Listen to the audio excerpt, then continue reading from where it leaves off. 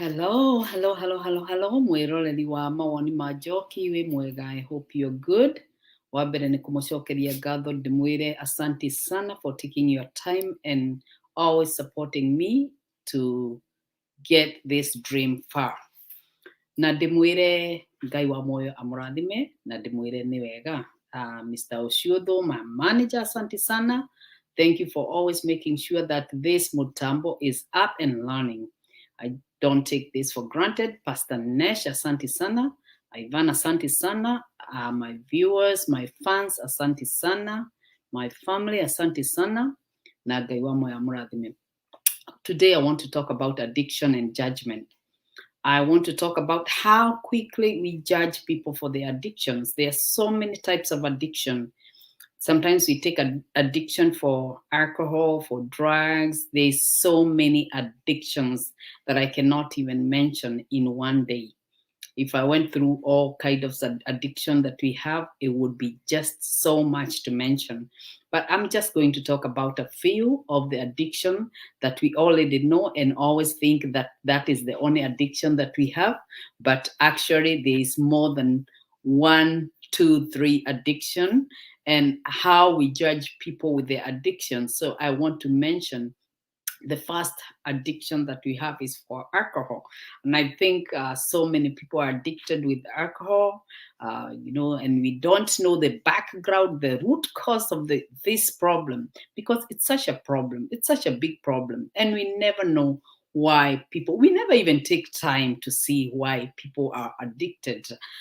We often judge them and say huyo mtu amekuwa useless, huyo mtu amekuwa hawezi kujisimamia, it's a weak person, they are not strong, they are just wasting their life, they are, they cannot stand on their feet.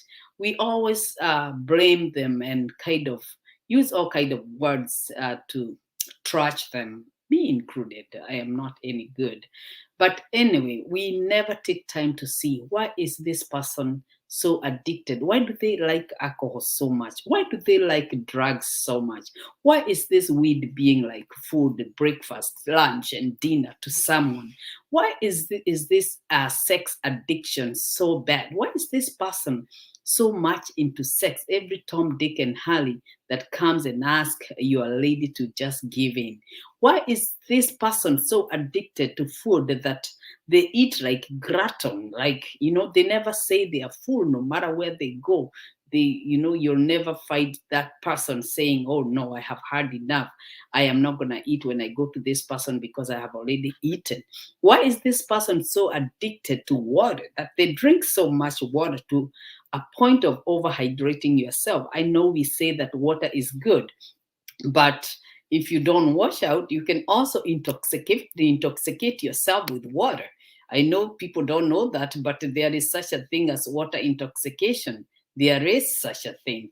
So I don't know why we never sit and question why we have so many addiction, why we have such addictions in our lives, and we never even question why somebody is going through that kind of an addiction. Why is somebody always wanting to go over somebody's house? They are never home. They always want to go and visit with other people.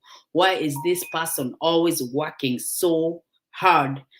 We even call them workaholic because they are never available. They work 24/7. Any hour that is available for that person to work, they would give in and work that extra hour. Why do we even talk about this person always putting on makeup that, you can never tell if this person is white or yellow because they have put so much makeup that we don't even know why they are so addicted to makeup. There are people that cannot even walk out of their house without makeup, without facial powder, without shaving their eyebrows, without earrings.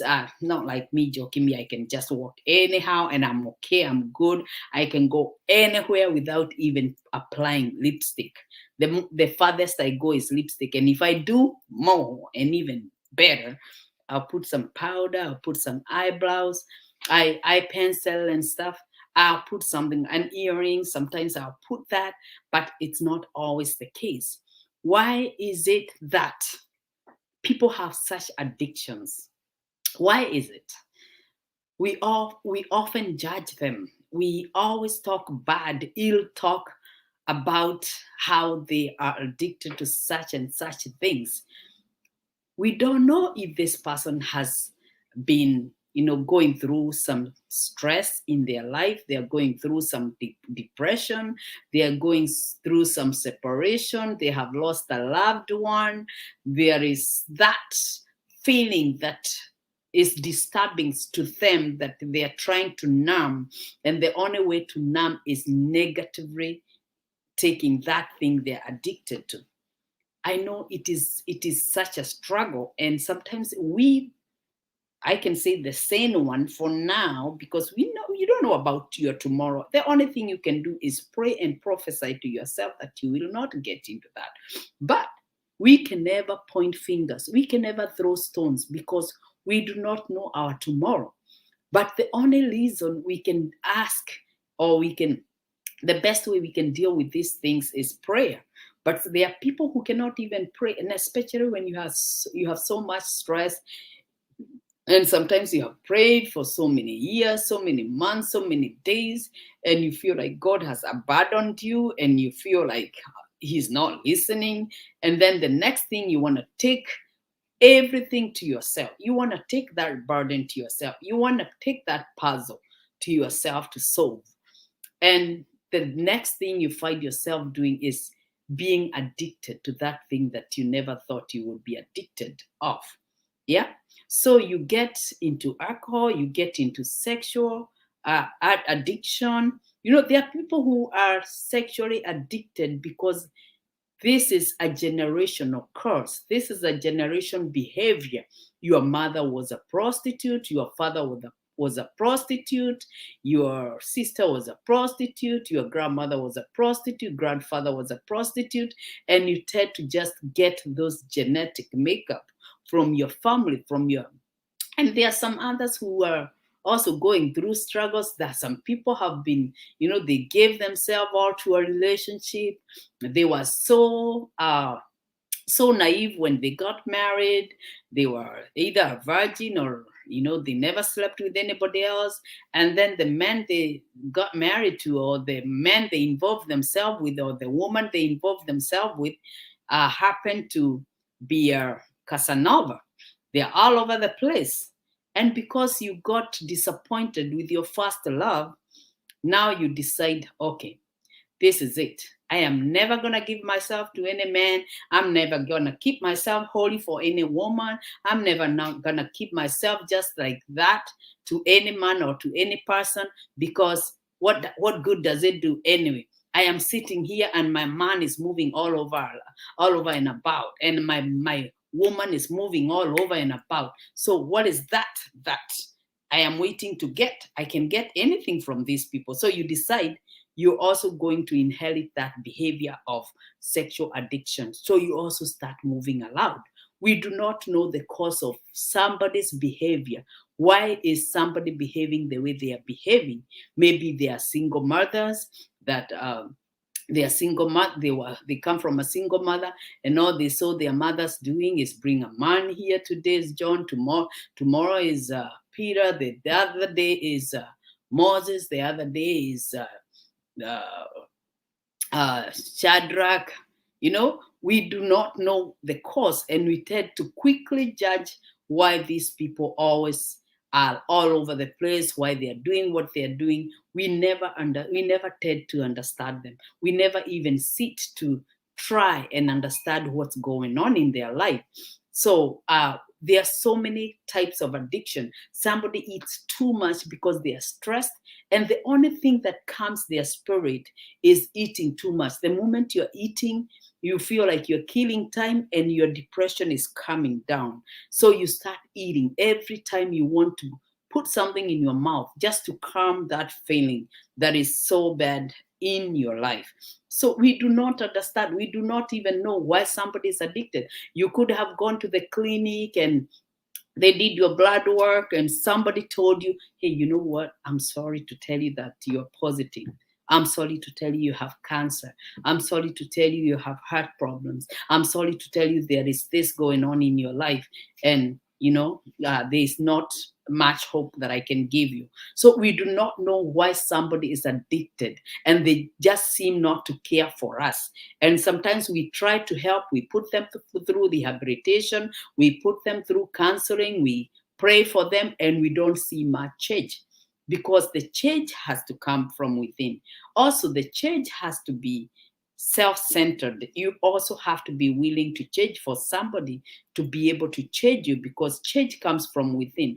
I might be able to help you. I might try to help you, to pull you up, hold my head, and I try to pull you up, and instead you are my friend, you are my family, you are my daughter, you are my son, you are my husband, you are my wife, you are my friend, you are my family. I try to lift you up. Instead of me trying to lift you up, you hang on to me and you pull me down.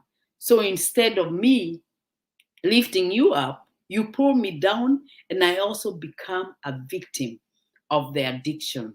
So it gets to a point where you just cannot do anything. You just cannot do so much for these people. You just give up, and the only thing you can offer is prayer, because you can only help so much. You can only pay the last time I paid your rent, and because we thought you were coming up well, we thought you were doing good, you thought you were gonna get out of it, but then went back in the same mud, and you soaked yourself deep in the mud. So we get to a point where we cannot help. You cannot help me. I cannot help you. And you get to a point where I know this could be a problem somewhere. We don't know the root of the problem. Only the person that is addicted knows the root of the problem. But I cannot help. There is only much I can do. So the only thing we can do for these people is pray, because we are the judge. We tend to take the judgment seat, and we judge them, and we say, hey, Sessions, hii na nini kadinya wewe? Nani hii ni kadinya? Kumbe huyu kijana, the reason amezunguka, ametembea kwa huyu mama, ametembea kwa huyu mama, ametoka kwa huyu, ameenda kwa huyu mwingine, pengine alikuwa amempenda msichana vibaya kabisa, alikuwa amempenda msichana kabisa. Huyo msichana akamfanya madharau, akampata kwa kitanda yake na mtu mwingine, na mwanaume mwingine. Then he said, I don't care. I will never treat any woman with respect. I will swipe the whole city. I will swipe the whole town. Na ndio unasikianga, so and so is Kadinya, so and so is Kadinya, so and so is Kadinya. But again, I'm not here to judge and say this is the case. There are people with that spirit of prostitution. There are people who are inheriting the family prostitution genes. There are people who are inheriting the curses. There are people who are inheriting the problem that they met when they got in their relationship. There are people who are inheriting like a payback.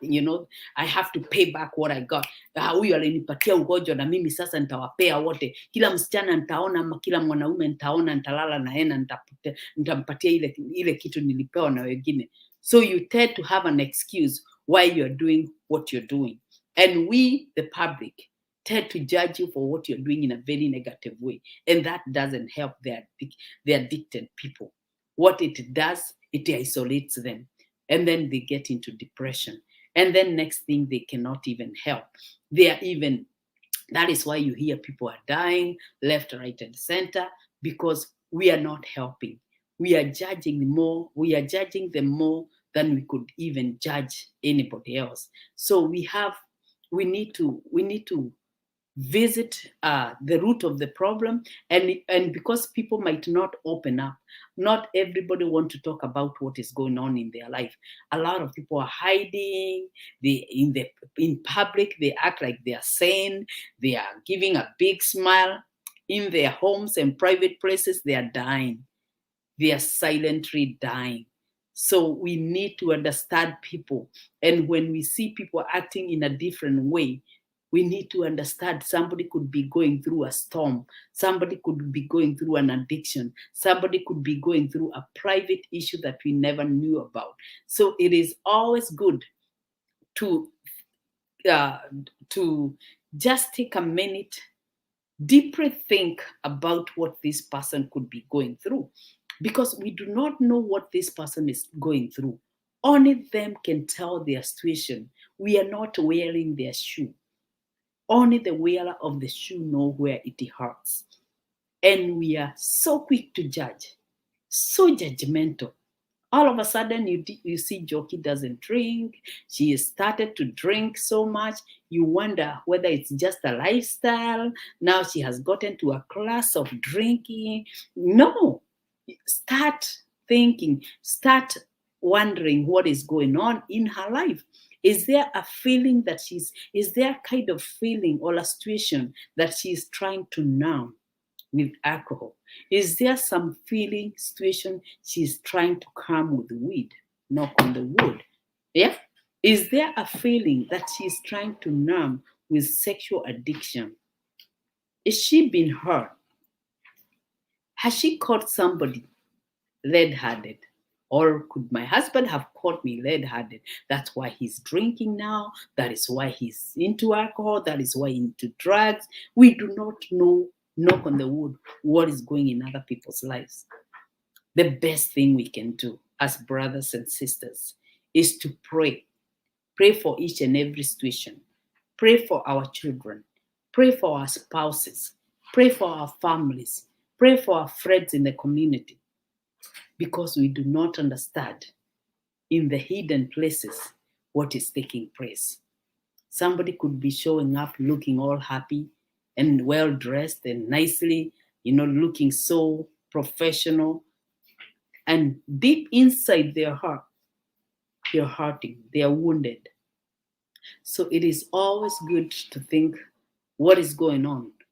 If the person doesn't want to open up to the root of the problem, just go on your knees and pray.